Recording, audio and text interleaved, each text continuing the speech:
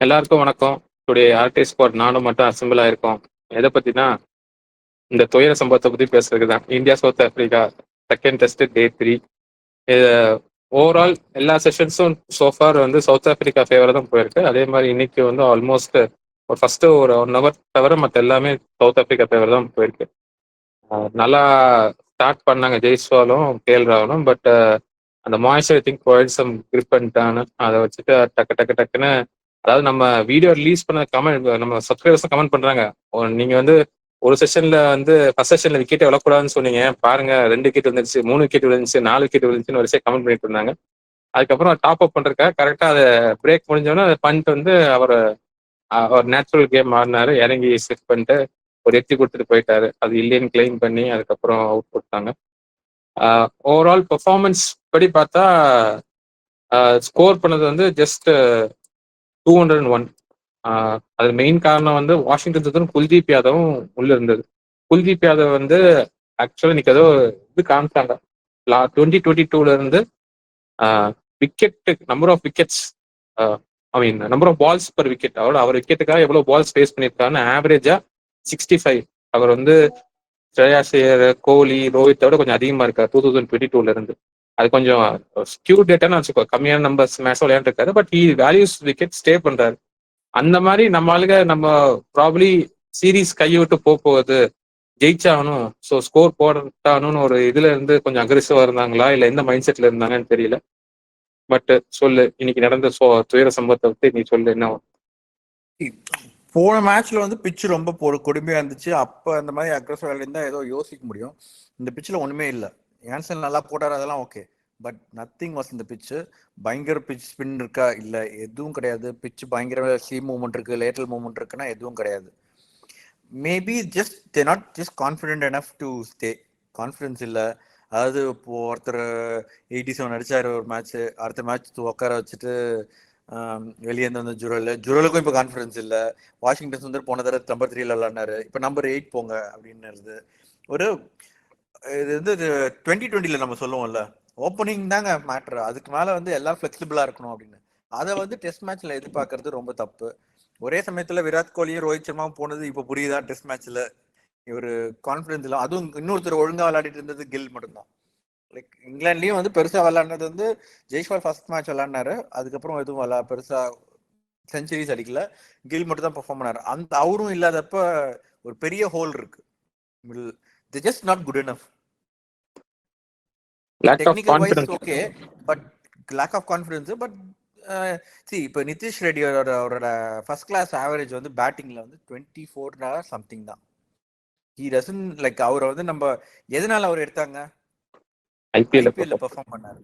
ஐபிஎல்ல perform பண்ணதுக்கும் test டீமுக்கும் என்ன இது? ஓகே, நீங்க இந்தியன் ஒரு பேஸ் பவுலிங் ஆல்ரவுண்டர்ன்றீங்க. அவர் பேஸ் பவுலிங் கொடுக்குறீங்களா? இல்ல பவுலிங் அவர் எஃபெக்டிவா இருக்குமா? சி, ஆப்ஷன் கொடுக்கலாம். பட் அவர் வந்து நீ வந்து என்ன சொல்லணும், இப்போ ஹர்திக் பாண்டியாவும் ஃபர்ஸ்ட் இனிஷியலா இப்படி தான் இருந்தாரு. ஹி வாஸ் பவுலிங் அட் 130 132 தான் போட்டுட்டு இருந்தாரு. பட் அவரை வந்து பேஸ் வந்து ஆஃப் சீசன்ல இம்ப்ரூவ் பண்ணாரு. எப்படி ஃபிட்னஸ் இம்ப்ரூவ் பண்ணி அவரோட இதில் இம்ப்ரூவ் பண்ணி. இவருக்கு ஃபிட்னஸ் இல்லை, பயங்கர இன்ஜுரி ப்ரோன்னு. அவருக்கு வந்து திரும்ப வந்து நாங்கள் ஆல்ரவுண்டர்ன்றது ஒரு காரணத்துக்காக இந்த மேட்ச் ஆக்சுவலாக ஆல்ரவுண்டர்னு எடுக்கல, ரைட் ஹேண்டர்னு எடுத்தாங்க. Simple as that. ஏன் இப்போ வெளியே நிறைய பேர் இருக்காங்க, வேற ரைட் ஹேண்டர்னா தைரியமா பண்ணலாமே, வேற ரீப்ளேஸ்மெண்ட் கொடுத்துருக்கலாம் கில்லுக்கு பதில். லைக் டொமஸ்டிக்ல பெர்ஃபார்ம் பண்றவங்கன்னு நான் சொல்லல. சி, இப்போ கருண் வேற ஒரு ட்வீட் போட்டிருக்காரு, அதை பாத்தீங்களா? அதாவது இந்த மாதிரி கண்டிஷன்ஸ், அதாவது conditions that is known to me. Like அவருக்கு வந்து அப்படியே தெரியுமா இந்த கண்டிஷன்ஸ் நான் இல்லையே அப்படின்னு ஃபீல் பண்றாராம் அப்படின்னு ஒரு ட்வீட் போட்டிருக்காரு. அதுக்கு வந்து கமெண்ட் அஸ்வின் வேற கமெண்ட் டேய் அப்படின்னு கமெண்ட் போட்டிருக்காரு. Conditions familiar to me, I'm pain I'm not there அப்படின்னு. அந்த மாதிரி ஏதோ something similar to that meaning இப்படிதான். பட் என்னென்ன எக்ஸாக்ட் ட்வீட் ஞாபகம் இல்லை. அதாவது டே ஆரம்பிக்கிறப்பே வந்து உனக்கு தெரியும் 400+ அடிக்கணும்னு. அதுவே ஒரு மனசுல பெரிய ப்ரெஷர் இருக்கு. நீ சொல்றதோட கான்ஃபிடன்ஸும் இல்லை, அதுல பயம் இருக்கு. ஆன்சன் நல்லா போட்டாரு. அந்த 8 ஓவர்ல கரெக்டா டக்கு 4 விக்கெட் எடுத்து விட்டாரு. ஒரு 8 ரன் தான் கொடுத்தாரு. ஸோ ஷார்ட் பால் அன்கம்ஃபர்டபுள், பின் அப்பப்போ ஏதாவது ஆட் பவுன்ஸ் ஆகுது, அது அன்கம்ஃபர்டபுள். எல்லாத்துக்கும் நம்ம கம்பீர்னு குறை சொல்ல முடியாது. இப்போ ஒரு டீம் கொடுத்தாச்சு, இவங்க பெர்ஃபார்ம் பண்ணும். இவங்க பெர்ஃபார்ம் பண்ணாதான் நம்மளால அடுத்து வந்து அடுத்த ஸ்டெப் மூவ் பண்ண முடியும். டீம் பில்ட் பண்ணணும்னா அது கொஞ்சம் கஷ்டம் தான். டிரான்சிஷன் டீம்னு கம்பீர குறை சொல்ல முடியாதுன்னு சொல்ல முடியாது. இப்போ வந்து இப்போ அவர் கேகேஆர்ல ட்ரோஃபி ஜெயிச்சப்ப எல்லாரும் கம்பீர் தான் சொன்னாங்க. ஜெயிக்கும் போது லைக் என்ன சொல்றது, ஸ்ரேயஸ் ஐயர் பெர்ஃபார்ம் பண்ணா எல்லாம் பெர்ஃபார்ம் பண்ணாங்க. But trophy IPL winning coach அப்படின்னு சொன்னாங்க. அதனால தானே அவர் வந்திருக்காரு. சக்சஸ்ல வந்து கோச் இதுனா இது, அதுவும் வந்து இதுக்கு முன்னாடி இந்த மாதிரி நடந்திருக்கா? 2012க்கு முன்னாடி, அதாவது ஆல்மோஸ்ட் ஒரு 10 years we never suffered a defeat Indian இதுல. 12 வருஷம் ஆச்சு. 12 வருஷமா எதுவுமே தோக்காம இப்போ வந்து இவர் வந்த உடனே ஒரு ஒயிட் வாஷ். இப்போ ஆல்மோஸ்ட் இது சிமிலர் அதான் நடக்க போகுது. அதான் 12 வருஷத்துல வந்து ரெஸ்பான்சிபிலிட்டி நாட் ஜஸ்ட் பிளேயர்ஸ் விளையாடுறது இல்ல, அந்த மைண்ட் செட் இருக்கிறது, டீமை எப்படி கொண்டு வர்றது, அந்த ஒரு ஃபிளெக்சிபிள் ஆப்ஷன் வேணும் எனக்கு. T20 மாதிரி எனக்கு ஓப்பனர் மட்டும்தான், மற்றவங்க எல்லாம் என்ன வேணா வரலாம் டீம்ல உள்ள அப்படின்ற மைண்ட் செட் இருக்கக்கூடாது. எல்லாரையும் நான் எக்ஸ்பெரிமெண்ட் பண்ணி பார்க்கணுன்றது ஓகே. T20 இதுக்கு வேர்ல்ட் கப்புக்கு ப்ரிப்பேர் பண்றீங்க ஓகே. டெஸ்ட் மேட்சுக்கு ஒரு ஸ்டேபிள் டீம் இருக்கணும். அட்லீஸ்ட் ஒரு 2-3 சீரீஸ்னாச்சும் ஒரு பிளேயர் கொடுக்கணும். அப்ப சொன்ன மாதிரி தான் நம்ம வந்து இந்த சைக்கிள், இந்த WD சைக்கிளை வந்து கழுவிட்டு தான் கணக்கு வச்சுக்க வேண்டியதுதான்.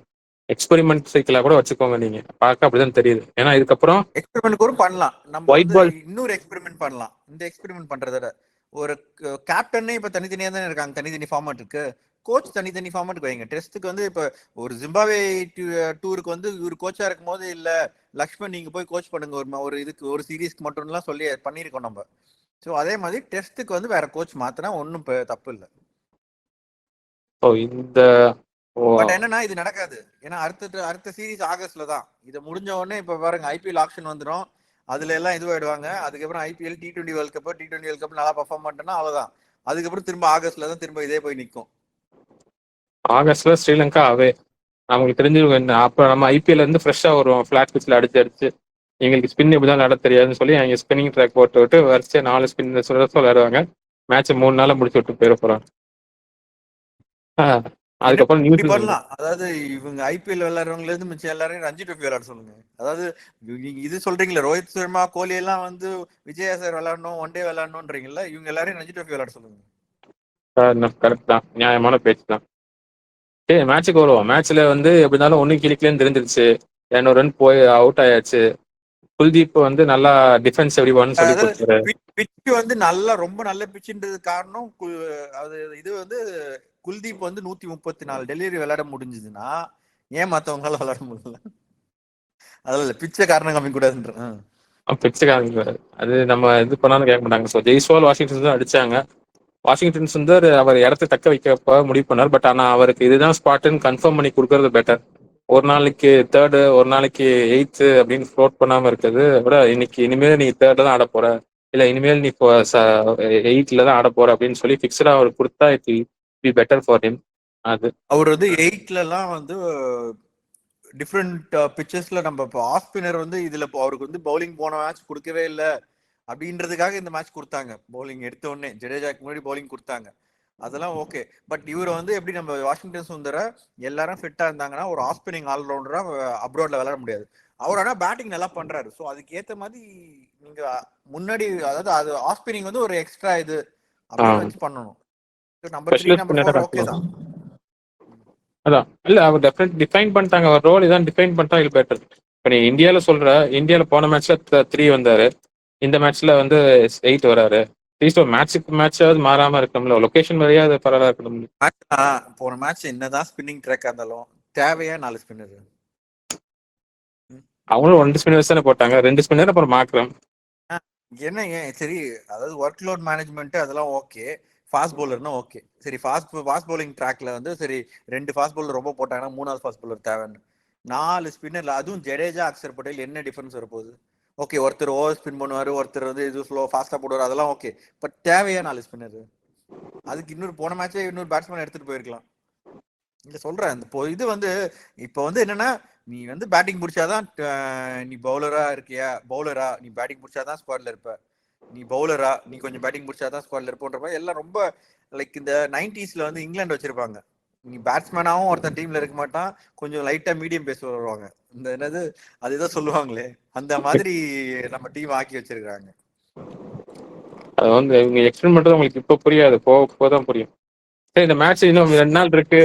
2 நாளைக்கு என்ன பண்ணலாம்னு சொல்லுங்க. நாளைக்கே மேட்ச் முடிஞ்சிருமா?